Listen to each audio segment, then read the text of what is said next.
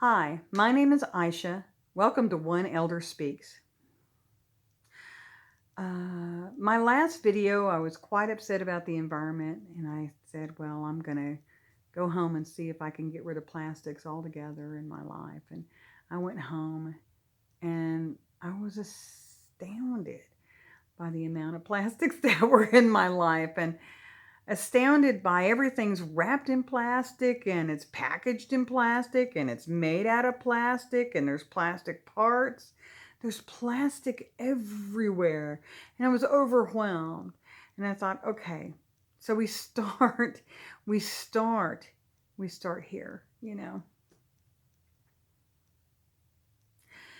There's going to be some things that I'm going to be talking about in the coming months. So I wanted to wrap up the last video of the series that I've done, kind of wrapping up the whole codependency issue. So let me explain to you what codependency meant to me and what it is in my life. When you look outside of yourself for validation, when you look outside of yourself for an inkling of your worth, and it doesn't matter how you feel about you or anything, it's always about where are they at? How are they doing? Are they cool with me? Am I cool? It's a very unhealthy expression of emotion. Okay. In my in my love relationships, what they were at the time, I was seriously and severely codependent. I gauged constantly, how are we? Are we good? Does he still like me? Was he talking mean to me? Did he look askance at me? Did he not pay attention to me? Is he not home? What's going on? There was a lot of anxiety that went along with it, because they had to like me. They had to love me, or else I, couldn't exist anymore. Then, I haven't. So I saw that in those relationships, and I recognized that was unhealthy, but I didn't really have too many relationships to work these things through or out. I mostly just had my friends, and so it wasn't until much later that I realized that I was codependent relationships with my friends. Like, I would be so worried about, where are they at? How are they doing? And how do they feel about me? And where they didn't answer the phone. And I mean, I would cry because people were not available to hang out with me. Just hang out, not do anything, just hang out. Because that would not I couldn't validate my own self without their acknowledgement. And when I finally saw that, I went ahead and started working on having a healthier relationship with my friends. But this year it really hit hard, and I was dealing really heavily with my mother, and the family. And because of that, I came to the realization that the relationship that I have with my family is also codependent.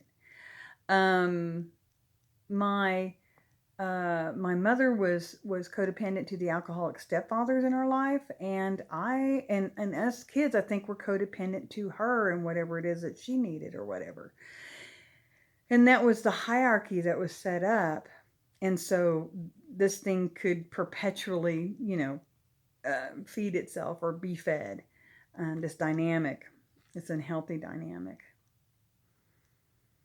And so now I've really had to start looking at that and observing this, and really going in and cleaning up a lot of my act. Number one, validation does not come from outside. It comes from inside. So now I take my hands and I hold them over my heart and I say, I love you, I love you, I love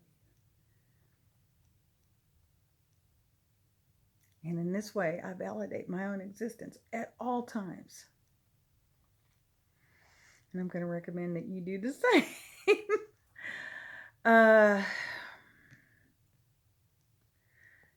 And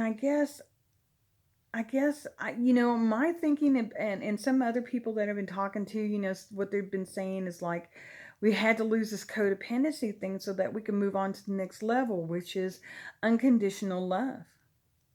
And they're absolutely right, because codependency will never lead to unconditional love, because it's always under condition. Do they like me? Do they still think I'm okay? And coming to a place where you're not looking outside of yourself for any kind of validation, it's empowering as all get out. It's like, yeah, whatever. Okay. I love myself. And I think observing it and realizing it was the biggest part for me. And then I could start working on getting my head in the right place, getting my thoughts in the right place, and getting my heart in the right place so that I'm taking care of me. So I want you guys to practice taking care of you. And if you're in a codependency situation, read the books on it. Go talk to a therapist. Observe what's going on. What's the dynamic? What's the thinking behind the panic? That's the good one. What's the thinking behind the panic? And how do I get the panic down to a level of, okay, we're good. I call it talking the monkeys out of the trees, because I always see in my mind's eye monkeys just screaming and throwing themselves from tree to tree. And I'm like, it's okay. Come on down. It's okay. And that makes me giggle. So, it works for me. Uh, uh, we do have to clean up our relationship dynamics. We have to clean up all this stuff so that we can get ready for what's coming. It's all so freaking exciting. And if we can clean this up, we can begin to have healthy relationships with people, and not weird, rule-based, programmed, this is how things should be relationships. Screw that. We want to have real relationships with real people and really explore the depths of our love, and explore the depths of our friendship, and explore the depths of all this life. And once we can get a really good relationship with ourselves, we can really get a good relationship with other people and with the world. You guys don't even know, but I'm so happy to see everything come the way it's coming. And I'm so happy to be here, and I'm so grateful to be here. It's not been an easy road. I have not had an easy time, but I am grateful. This has been stupendous. So I'm hoping for the best for everybody out there. If you need any help, seek it out. However, and ask your spirit guides, and ask your angels, and ask your ancestors who love, to help you to connect with the information that you need, with the nurturance that you need, with the resources that you need, whatever it is that you need. And let's just get this ball rolling. Let's just learn how to work this thing and not be worked by it. Y'all take care. Love you.